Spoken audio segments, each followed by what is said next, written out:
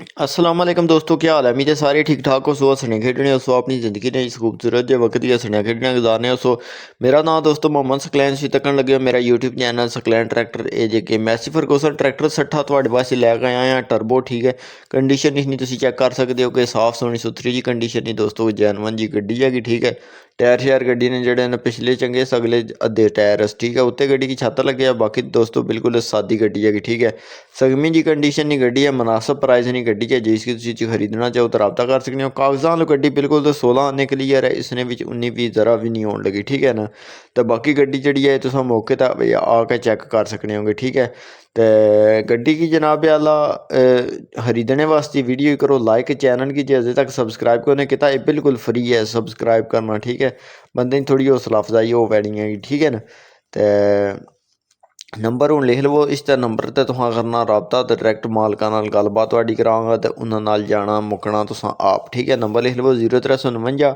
88 86 116। WhatsApp इस पर बनी है, व्हाट्सअप पर जाकर मैसेज करके तुसीं गलबात है जी मेरे नाल कर सकते जे। बाकी मिलने हैं नैक्सट वीडियो अल्लाह सोने ने वाला है।